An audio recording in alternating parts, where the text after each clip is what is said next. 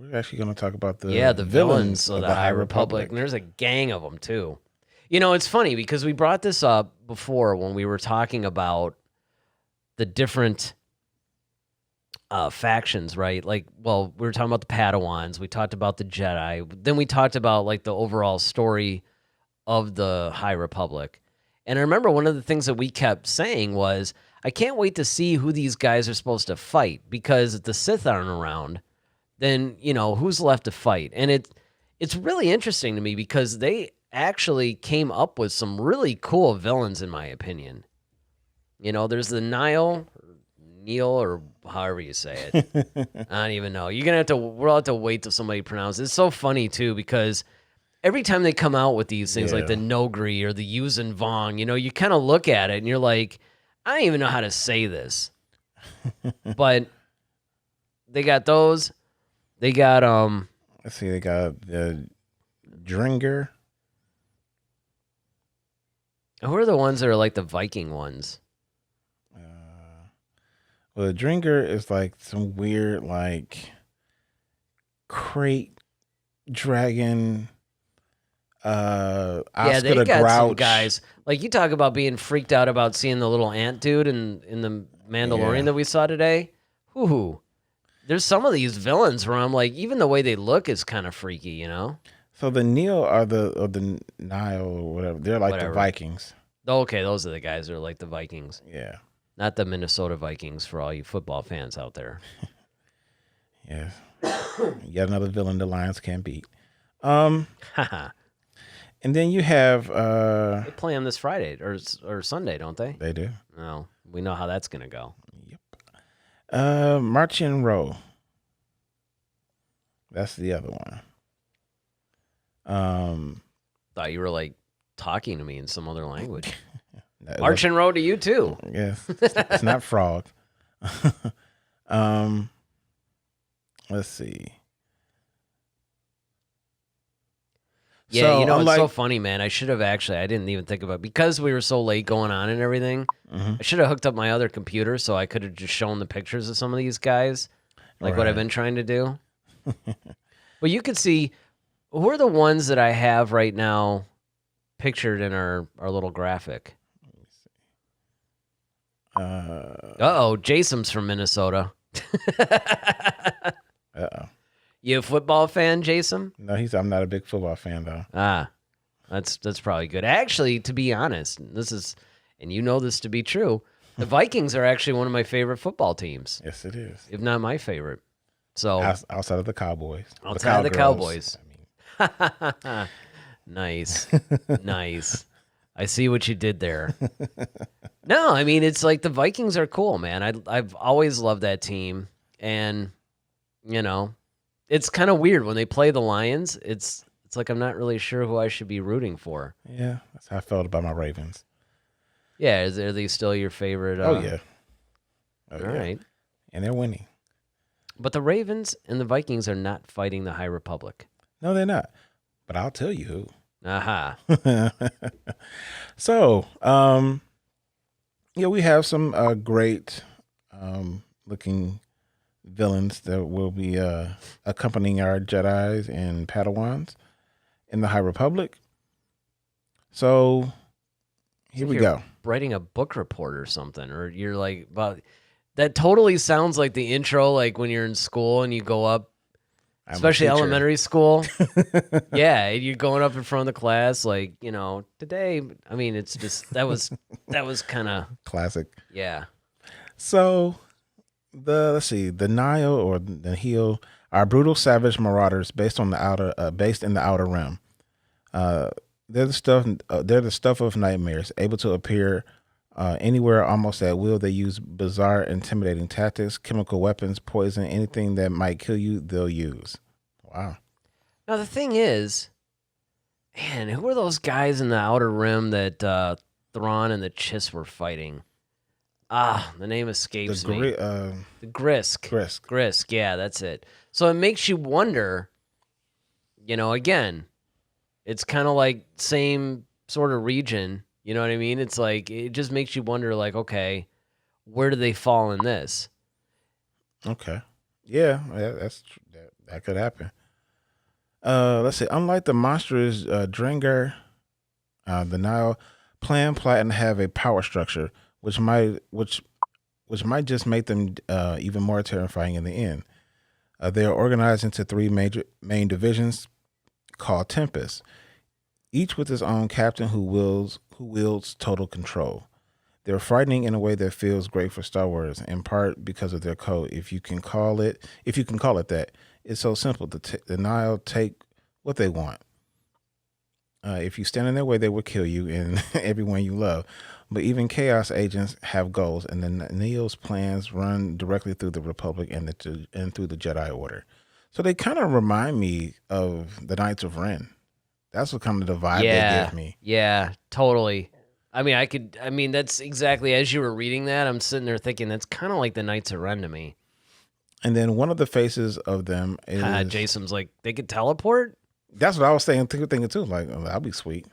Yeah, I mean, And then Ronaldo's asking, does Marchion Ro have some parts similar to Vader's suit?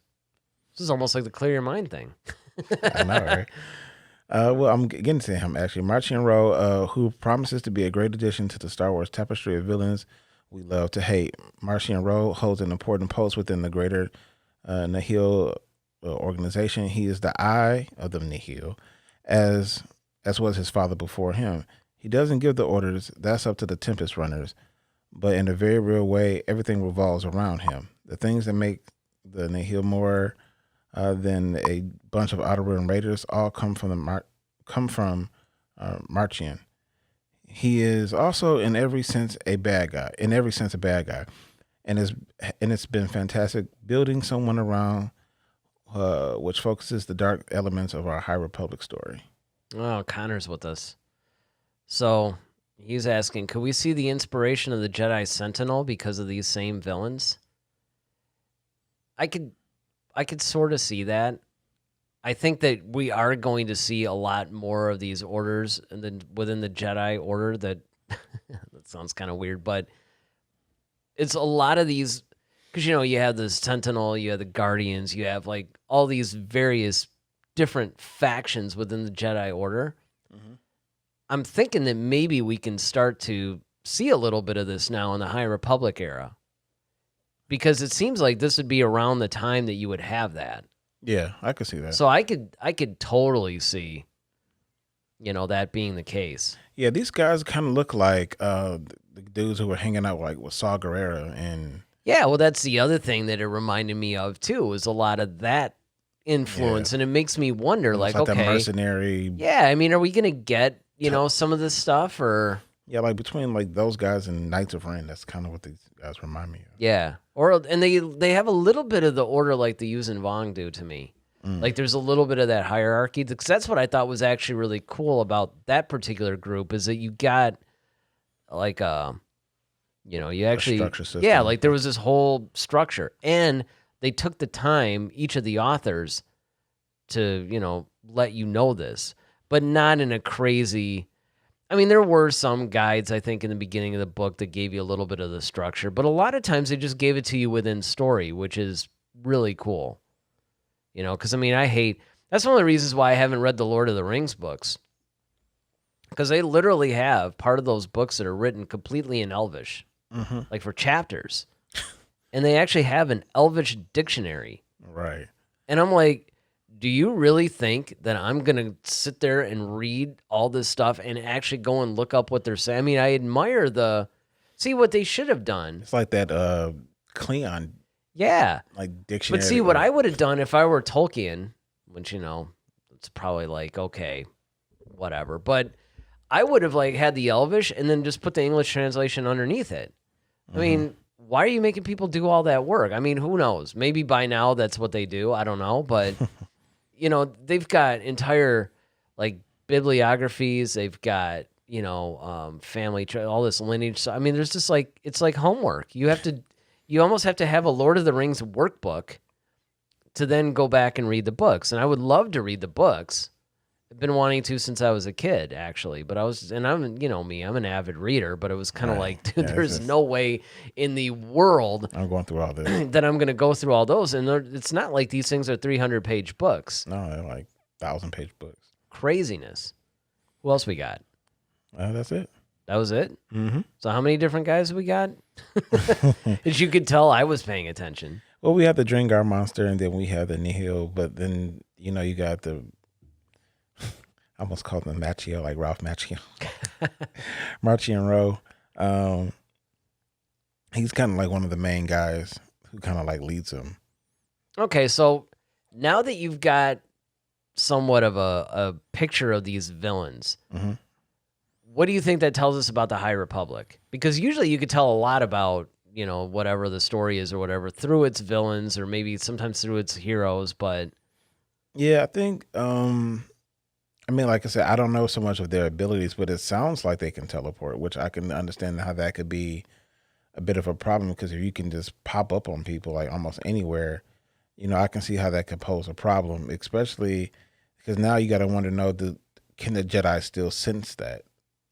well, it goes back to, you know, and I mean, I hate to keep hammering these Star Trek references, but it reminds me of Q. Yeah, exactly. And it's one of those things that I wonder how problematic this could be in the Especially Star Wars universe. Well, especially if you got a bunch of people who can do it. You know, it's like now you're popping up, or if you coordinate some weird attack, like, okay, we're going to pop up in the Jedi Temple, you know, just out of nowhere. You know, you're having a Tuesday night meeting, and next thing you know, you got the Neil just standing around like, yep, we're going to take you guys out. Well, there's got to be some limitations behind it.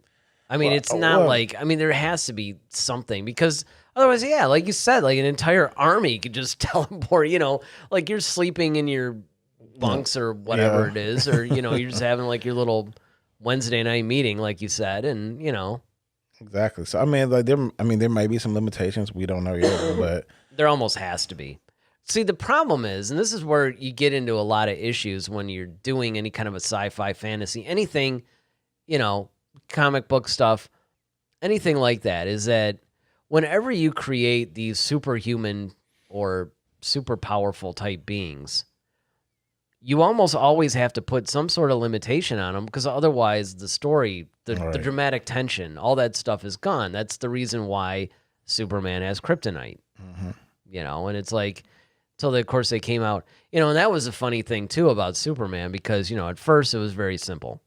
Then they came out with like, okay, all the different color kryptonite. yeah, well, I mean, it became like Skittles after Starburst, you know, like, you know, blue and red kryptonite, and right. orange But then it even kryptonite. goes beyond that. It started becoming like fuchsia and, you know, like goldenrod, and it's like the Crayola thing, but it's kryptonite. You know, it's kind of like, okay, we got to slow this down, like, because I remember, you know, obviously blue kryptonite healed them.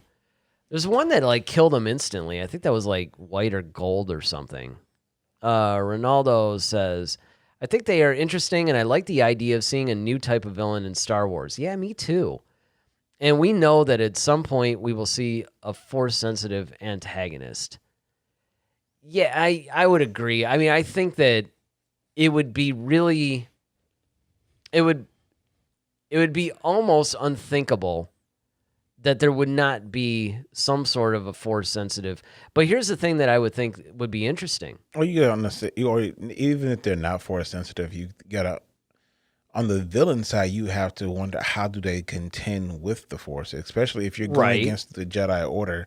You know that you're going through the most powerful Jedi at that point. Yeah, because they're pretty much in their prime at this point. Yeah. And so either you've got something. What would be interesting to me, though, and this is something that I don't think we've ever seen in Star Wars, but let me just get to Jason really quick here.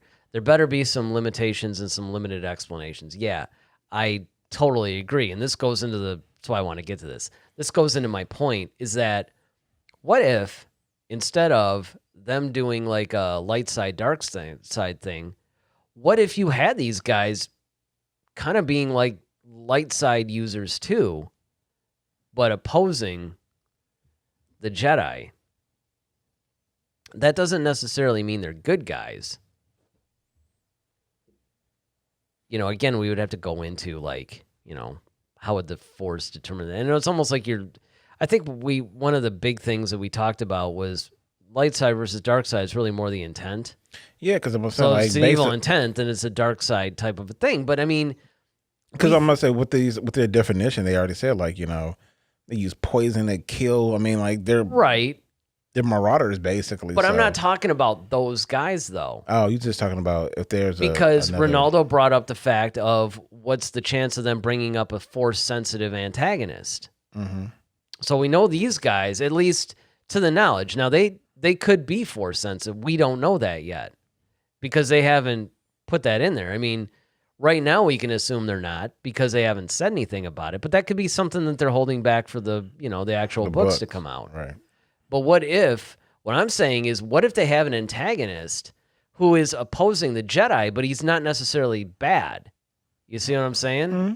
It's almost like two factions that think they're right. It's almost kind of like if you had Dr. King versus Malcolm X. Like they both are fighting the same thing, but they have different methods of going about doing it. So achieving good. For achieving a good purpose, like they want people to be peaceful and have this, but they just have two different methods about going. Or I'll give you a Star Wars example: the Resistance versus a New Republic. Well, because remember, that's why Leia and that group broke off from the New Republic. They're still kind of fighting for the New Republic, but they're somewhat seceded because they thought that Leia was somewhat of a warmonger, and she was saying like, no, you guys don't understand, and they kind of had differences of opinion and ideology. So they're fighting for the same thing. Mm-hmm. They're fighting for the good of the New Republic, but they're doing it independently. Mm-hmm. So in a way and I understand what you're probably alluding to. It's like, yeah, but they're not actually going against each other, though. It's not like a Resistance person is going against a New Republic person, but kind of. Yeah, in a way they are. In a way they are. I mean, yeah, like, that's what I'm saying. Like, I think you can have, or you can even look at it for the same. Even though, like, looking at our country right now, like Democrat, Republican, it's like they both want what's best for the country, and they think this is right. And they just have like different ideologies on how to ways of achieving it and all that stuff, right? And so, like, you can understand, like, well, if the Jedi are like the governing rule, you can have another group that says, well, who says that you should be this rule? But here's the thing: are the Jedi even the governing rule, though? I mean, there's got to be like a you have a High Republic government. No, yeah. What I'm saying is, but the Republic always used the Jedi as more so like as peacekeepers. Peacekeepers. That's what I'm saying. So it's like, well, who's to say that? Why should you be the peacekeepers? Why can't we be peacekeepers? It's like, what makes you? That would be hilarious if two factions go to war because they want to be peacekeepers. I know. And that's what would make that would actually be kind of cool. But that's what I'm saying. But that's where I was going with your point, though. It's like, well, if you're going to be light side, sure. and not put your, saying like to be a light side user, but still an antagonist, that would be it. Well, you would almost have to because that's it is. I mean, even as soon as I said it, I'm kind of like, well, all right, that's a little bit of a slippery slope. I mean, this is, how do you achieve that? But that is a good way of achieving it is that you are actually fighting for the good. Like both sides are fighting for the good, but they're kind of doing this. Jason, instead of making a group of force sensitives, they should make a group that has some force sensitives. The force sensitives would be the leaders, and the others would be like the common people. Yeah, I can see that. It would I think it really depends on how they want to do this, and it also depends on whether or not this is a complete list of the villains or not. Yeah, I mean, honestly, I would rather what I think will be better or would be more interesting to me, at least for me, would be like, you know how like MacGyver kind of does faction stuff to combat people because they had the numbers, but he had the skill. Right. So, it's like I think that would be cool in that regard. So like you have the Jedi who just naturally have this ability to use the Force, and they could, they've harnessed it and mastered it. But then you might have people who could use technology, shall we say, to combat the Force. Like they can create things to almost kind of like how like the clones did, like those droid poppers, where they would roll them up, and then it was like, okay, it would short circuit them out or something like that. So if you came up with stuff that would like work against Jedi, or like, okay, like, oh, I'm gonna throw this thing at you, and it's like it inhibits your, neural pathways or something, so you can't use the Force for a few minutes or something like that. And I can kick the crap out of you. You know what I'm saying? Or um, you come up with different things to kind of combat Right. that, and I Right. think that would give like because it's now the Jedi just don't Well, have it a becomes a easy. Batman versus Superman kind of thing. Exactly. It's sort of like, okay, I mean, Exactly. I can't match you in power, but I can outthink Exactly. and I can come up with things that can counteract your various powers. Mm-hmm. And that's, that would be cool. Yeah. I mean, that would be totally, actually, that would be really inventive because we know that Star Wars is very tech heavy. Mm-hmm. Why not have like a Force version of the ion cannon that essentially neutralizes maybe it disrupts the midi-chlorians or something. And hey, that's a nifty way you could bring the midi-chlorians back in Mm-hmm. and say, hey, it disrupts them, or, it does something to you. Yep. Almost like a Force stun grenade kind like of a thing. scrambler or something like Yeah, that. exactly. Something that would do that. And that would be interesting because, again, that's something we've never seen before. Mm-hmm. And it makes you wonder because we know that this thing is going to go for, like over books, and then it's going to cross into comics, and it's going to do stuff. They have a big story and a big, like, well, really more like a story arc. And then I think you're going to have these individual stories in that. Right. But it makes you wonder, how broad that's going to be. Like, are they giving us these few villains that maybe this is covering the arc, but when you start to get into the individual stuff, are we going to maybe see something like somebody that counteracts the Force with tech? Mm-hmm. The other thing is, it would be interesting to see where is tech at this point. Yeah. Because obviously it was a couple hundred years before the Phantom Menace.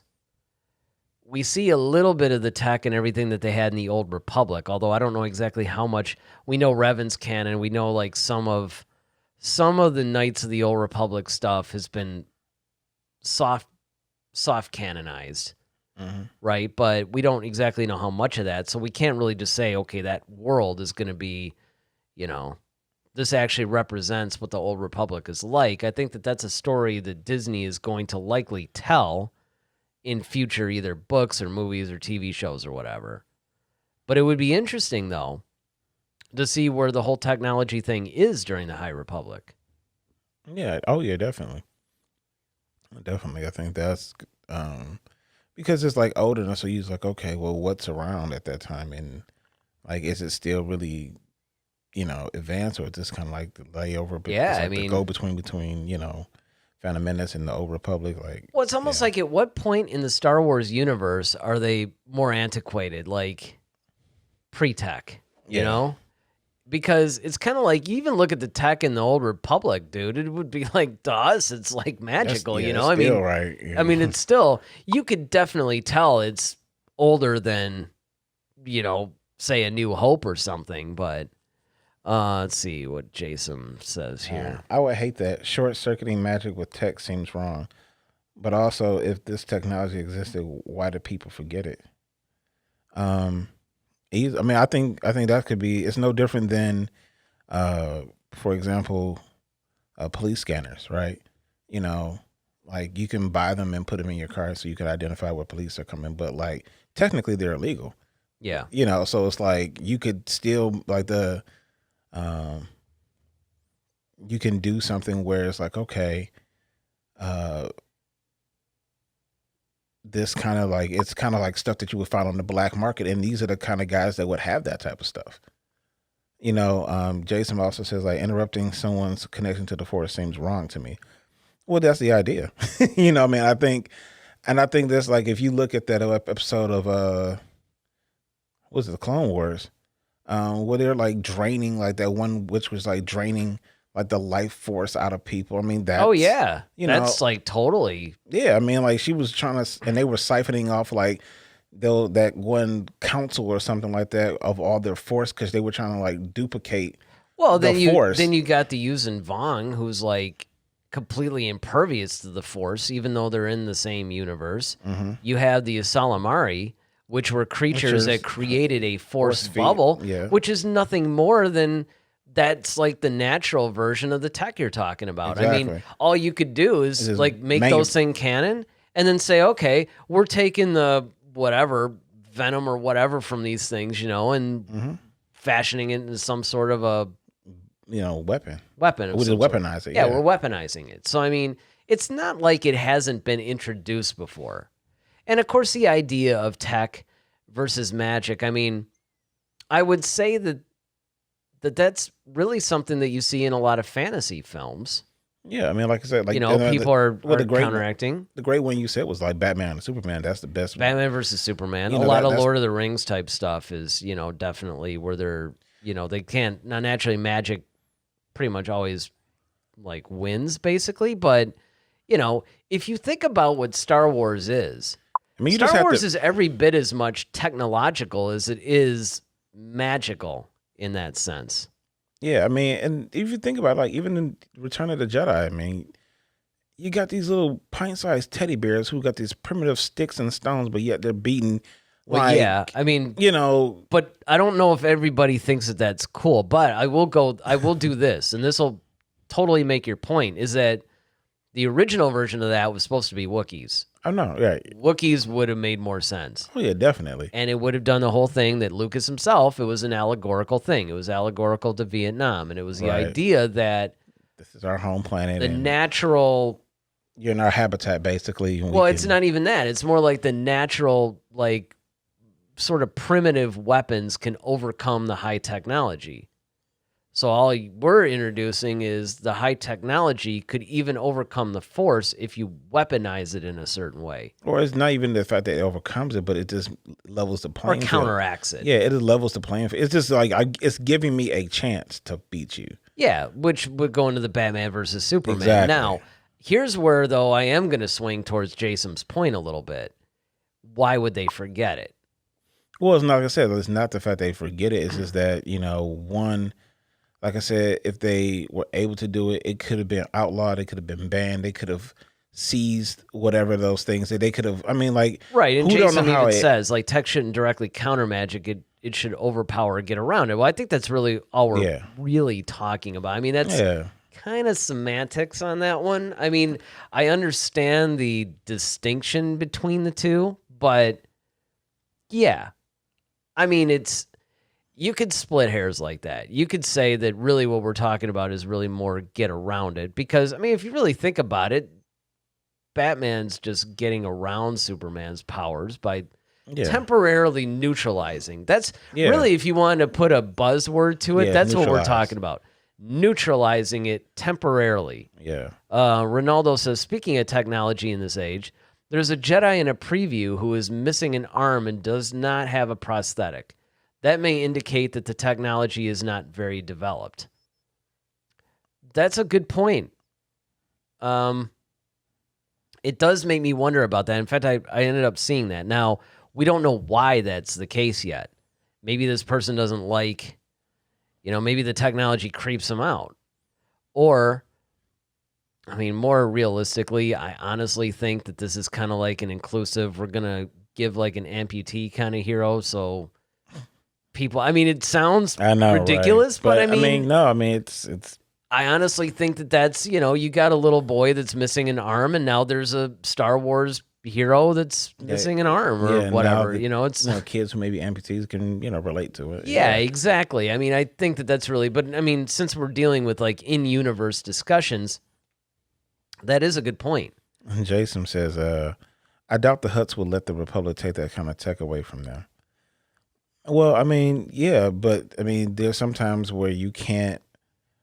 I mean, like I said, it just all depends on how you tell the story. I mean, if you craft a story in such a way, I mean, yeah, you can always find loopholes for anything, just about if you want to.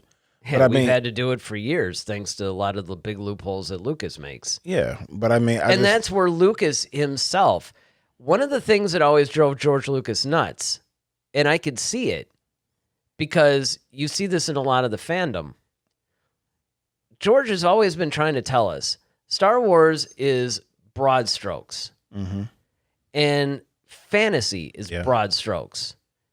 You know, you don't have to explain everything. You don't have to go into the minute details of everything. But a lot of times what happens in Star Wars fandom in particular, because they do give us a lot of details, is that the sci-fi mentality takes over. And now you start wanting to know why. Well, how does this work? And why is this working that way? And if this, then why not that? And all this other stuff. all right. Where at the end of the day, it's broad strokes. I mean, because if that Just because it does, yeah, it's just it's like storytelling. I mean, if that's the case, like we've always said, like okay, well, you know, if Palpatine, I mean, like it wouldn't make us so much of a good story. I mean, like the Jedi have this amazing power, especially like the Jedi Council. Oh yeah, man, get a group of those guys together, they'll wipe out everybody with just like one wave of their hands. I mean, because Oh, for crying out loud, we could go on forever. Why didn't Qui-Gon sense the big fish? And you know what I mean? It's like, you have why, to, why did they use some like crazy, use of the Force in one situation, but when it would actually help them more or be equally relevant, why don't they use it in another situation? right. There's inconsistencies there all the time because, again, Star Wars is broad strokes. Yeah, it's about It's the not storytelling. meant to go under a microscope and actually just like sit there and analyze it to death, even though that's kind of what we do on this show. But even on this show, a lot of times we're dealing with the broad philosophies of things, or we're dealing with like overall character arcs or something like that. But I mean, I will admit, look, I'm guilty of it too, right? I'm the guy that wants to know what they talked about during the dinner in The Empire Strikes Back. I'm sure if I asked Lucas that, he'd probably would think I'm mental. Like, why? It's like, what's your problem, man? But I mean, again, when you're a fan, it's almost like when you love something like the way, at least the four of us, because we know that who knows how many people are watching. We know Ronaldo and Jason are watching. We know Connor was there, probably listening or whatever. When you're a Star Wars fan like us, it's almost like the more that they give you, the more you want to know, and you want it to make sense in your head.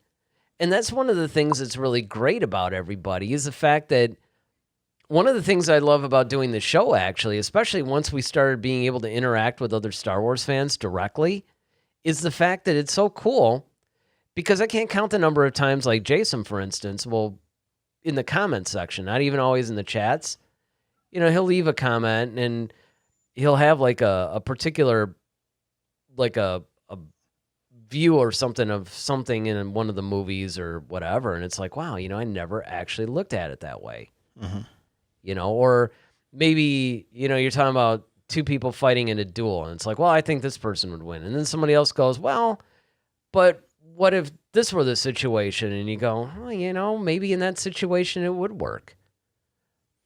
Yeah. This is great.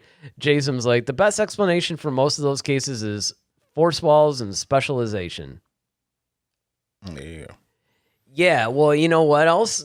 A lot of times, too, and this is where it gets into it, it's almost like on the Force side of it, it's kind of like, well, the Force wills it, or, it's just, and again, sometimes it's more compelling in a storytelling thing to not explain it. Yeah, it's like why Michael Myers kills. It's like because he's just pure evil. Well, and that's a good point, too. Like John Carpenter originally did not want to make any Halloween sequels. His idea, actually, which kind of started with Halloween 3, and because I think it would have succeeded, except the fact that they didn't really tell everybody at the time. I remember this too. I was like 11 years old. No, I was actually 12 because it came out in October, I think, or August. They didn't tell anybody that Michael Myers wasn't going to be in it.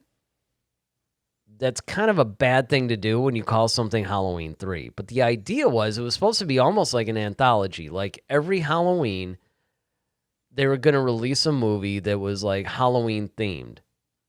Like a different Halloween based horror film, basically. And the original title of Halloween was The Babysitter Murders.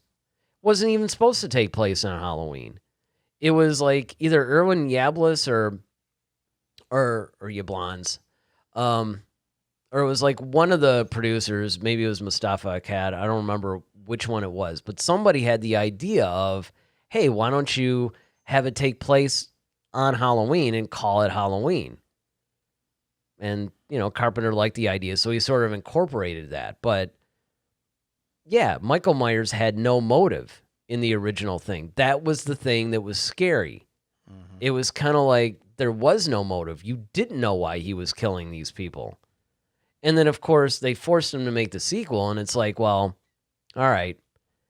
Now he had to come up with the whole sister thing, But it's kind of like it was actually kind of freakier when you really didn't know. Mm-hmm. But again, there's a lot of us that are kind of like, yeah, but there's got to be a reason. Mm-hmm. Why is he killing all these people? Why is he killing them and not going like next door? That's one of the things I actually appreciated about the 2018 one. I mean, he just went down the block, man, just started going in every house and just, letting everybody have it. Letting everybody have it, like indiscriminately. And I'm like, all right, now that's what I'm talking about. Not that I glorify violence, kids. But, I mean, hey, Halloween is like my favorite horror film of all time. And that's part of the reason why. I mean, there's many reasons why. I could probably do a whole show on just that. And this is where I can kind of make that plug for my my horror themed Star Wars movie. But, it's a storytelling thing.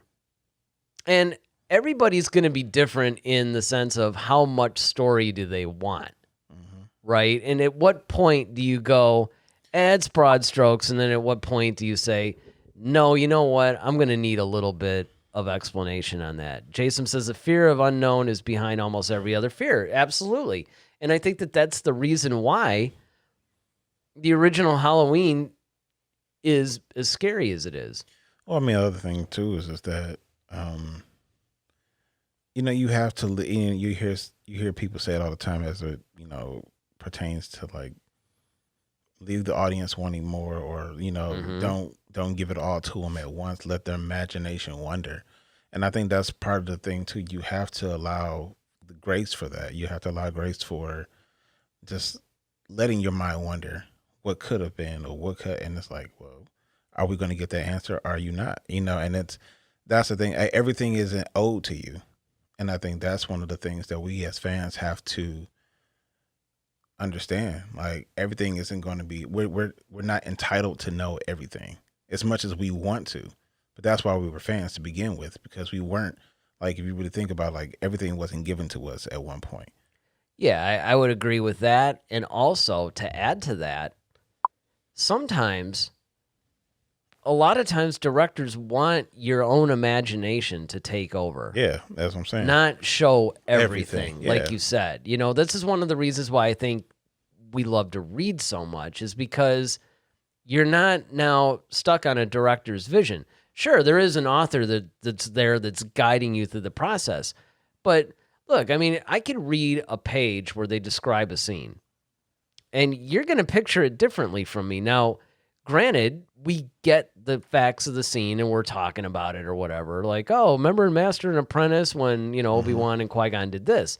But when we're reading it, the visuals that we're seeing in our head and the way that we're interpreting it, it's going to be different. Yeah. And a lot of times I think that that's part of what a good director does in a film, is that they will take a particular scene or whatever, or in the case of a film, it's like a collection of scenes in essence. And what they will do is they will give you like the basic thing, and then they will allow your imagination to take over. So it's beyond just the visuals. That's what a good director will do. This is why Carpenter, and then of course Alfred Hitchcock was a master of this sort of thing. Ronaldo, this is actually a good one. He says, what about a scary Star Wars movie with Mr. Bones? Mm-hmm. Yeah, that would rock, actually. Because honestly, Mr. Bones was one of the characters that he kind of creeped me out. And when you're, a lot of times when you're reading and stuff like that, you're not necessarily, even when things are intended to be kind of freaky, it doesn't always hit you that way. Right. But he actually hit me that way. And he was like a droid. He was like a reprogrammed battle droid. Well, that's what they were, right? The Roger ones. Yeah. Yeah. But he was insane. Another one was the 3PO. There was kind of like the protocol droid that Darth Vader was running around with in the Darth Vader comics. He was like a homicidal maniac. But what about you guys? I mean, you're hearing all this stuff, but as it pertains to the High Republic, what are you guys thinking? Do you like this set of villains? Do you maybe wish they had actually come up with more? What are your thoughts? Head to Head, a Star Wars podcast. Be sure to follow us on Twitter @HeadToHeadSW. Submit your questions for our next show. Visit our official website at headtoheadswpodcast.com. Until next time, may the Force be with you, always.